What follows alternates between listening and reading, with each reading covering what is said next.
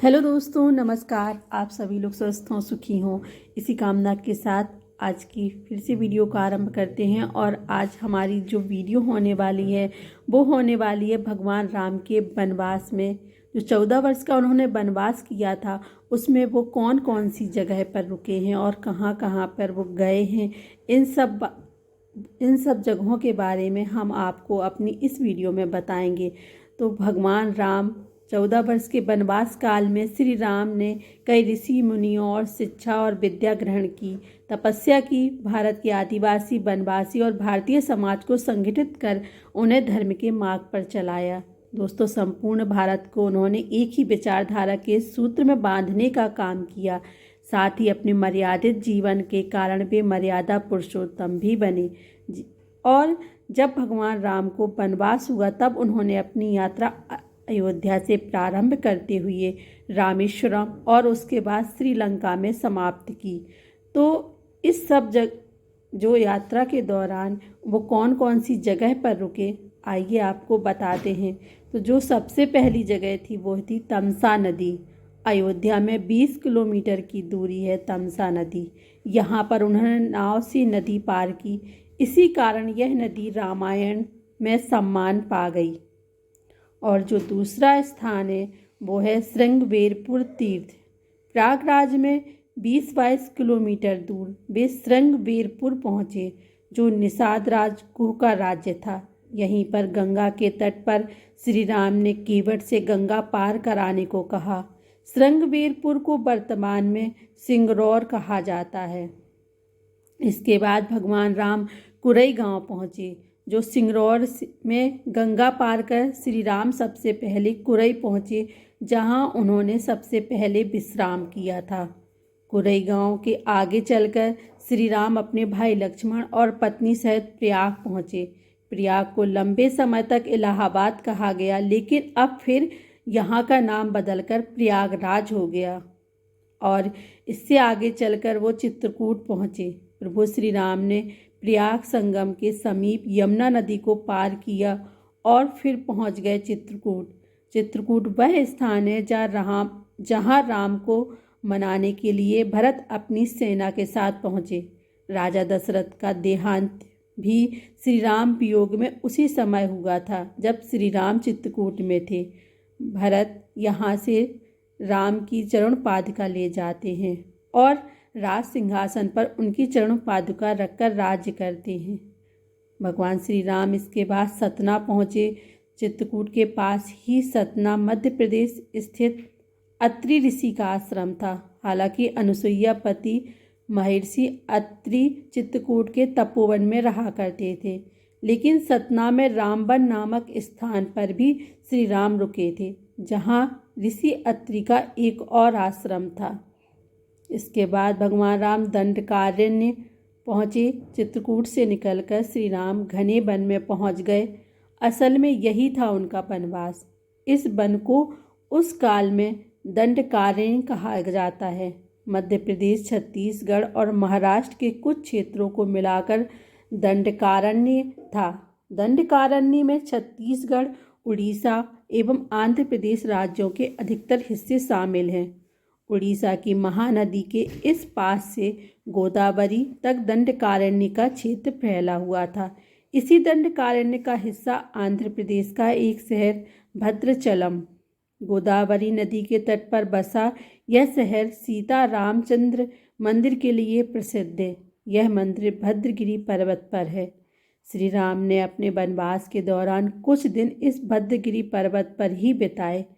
स्थानीय मान्यता के अनुसार दंडकारण्य के आकाश में ही रावण और जटायु का युद्ध हुआ था और जटायु के कुछ अंग दंडकारण्य में आ गिरे थे।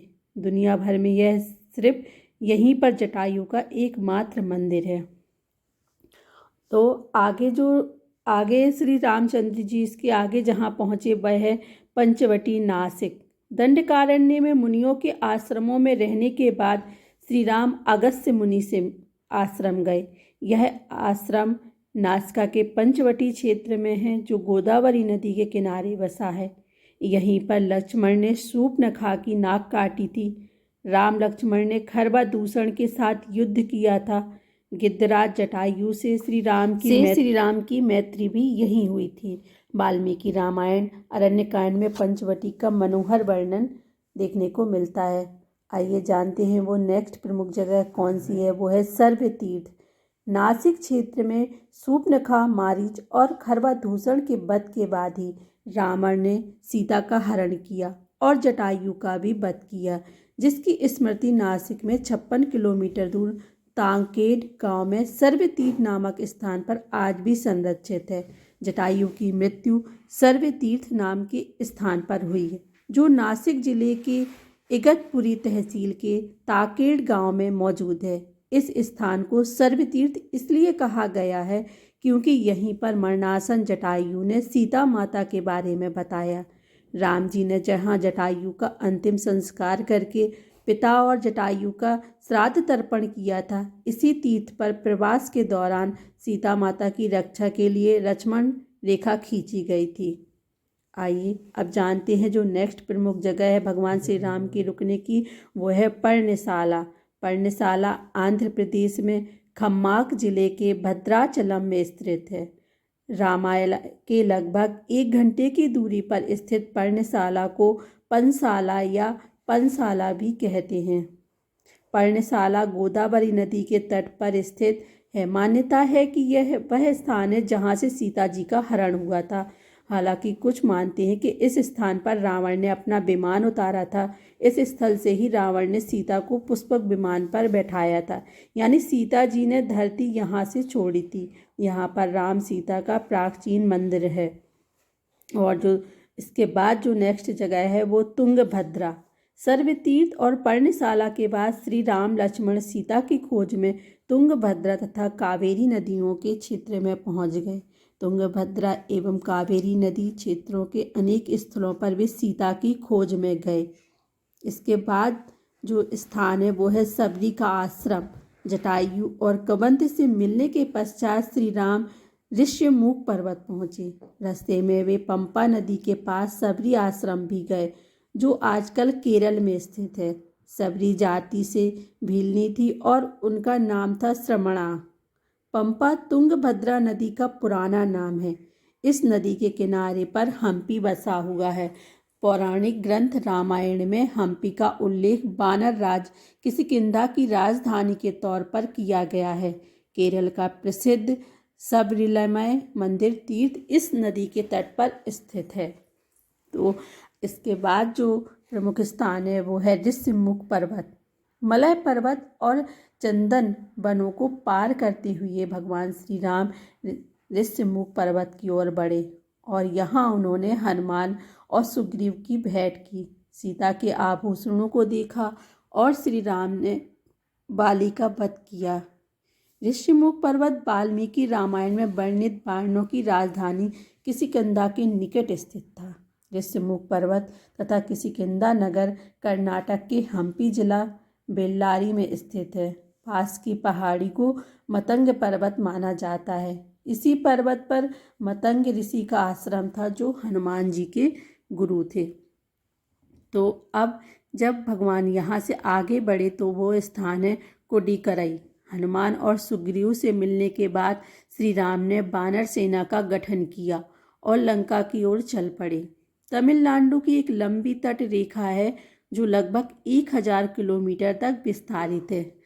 कोडिकरई समुद्र तट बेलांकनी की दक्षिण में स्थित है, जो पूर्व में बंगाल की खाड़ी और दक्षिण में पाल्क स्ट्रेट से घिरा हुआ है।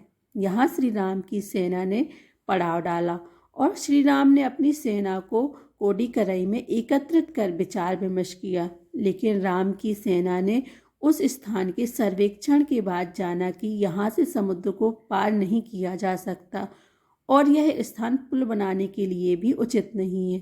तब श्री राम ने रामेश्वरम की ओर कूच किया। तो अब भगवान श्री राम जहाँ पर रुकते हैं वो है रामेश्वरम। रामेश्वरम समुद्र तट एक शांत समुद्र तट है और यहाँ का छिछला पानी तैरने और सनबेदिंग के लिए आदर्श है। रामेश्वरम प्रसिद्ध हिंदू तीर्थ केंद्र है। महाकाव्य रामायण के अनुसार भगवान श्री राम ने लंका पर चढ़ाई करने के पहले यहाँ भगवान शिव की पूजा की थी, रामेश्वरम का शिवलिंग श्री राम द्वारा स्थापित शिवलिंग है। और जो इसके बाद जो प्रमुख स्थान है वो है धनुषकोडी। तो 3 दिन की खोजबीन के बाद श्री राम ने जब रामेश्वरम के आगे समुद्र में वह स्थान ढूंढ निकाला जहां से आसानी से श्रीलंका पहुंचा जा सकता है, उन्होंने नल और नील की मदद से उस स्थान से लंका तक का पुनर्निर्माण करने का फैसला लिया। धनुषकोडी भारत के तमिलनाडु राज्य के पूर्वी तट पर रामेश्वरम द्वीप के दक्षिण किनारे पर स्थित एक गांव है। धनुषकोडी पम्बन के दक्षिण पूर्व में स्थित है। धनुषकोडी जो श्रीलंका में तलेमन्नार से करीब 18 किलोमीटर पश्चिम में है। इसका नाम धनुषकोडी इसलिए है कि यहाँ से श्रीलंका तक वानर सेना के माध्यम से नल और नील ने जो पुल बनाया था उसका आकार मार्ग धनुष के समान ही है। इन पूरे इलाकों को मन्नार समुद्री क्षेत्र के अंतर्गत माना जाता है।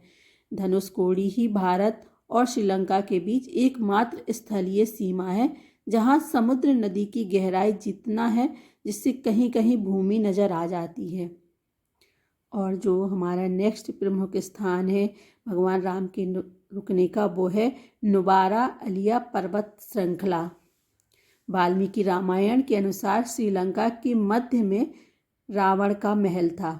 नुबारा अलिया पहाड़िया से लगभग 90 किलोमीटर दूर भद्रावेल की तरफ मध्य लंका की ऊंची पहाड़ियों के बीचों बीच सुरंगों तथा गुफाओं के भंवर जाल मिलते हैं। यहाँ ऐसे कई पुरातात्विक अवशेष मिलते हैं जिनकी कार्बन डेटिंग से इनका काल निकाला गया है। श्रीलंका में नुआर एलिया पहाड़ियों के आसपास स्थित रावण फॉल, रावण गुफाएं, अशोक वाटिका खंडहर हो चुके हैं। विभीषण के महल आदि की पुरातात्विक जांच से इनके रामायण काल की होने की पुष्टि होती थी। तो ये थी कुछ प्रमुख जगह जो हमने आपको इस वीडियो में बताई। ये कुछ प्रमुख 17 जगह जो आपको हमने बताई जो भगवान राम की जहाँ अवशेष पाए जाते हैं उनके जाने की, रुकने की। तो दोस्तों अगर आपको ये वीडियो कैसी लगी है आप लोग इस वीडियो को लाइक कीजिएगा, शेयर कीजिएगा और हमारे चैनल को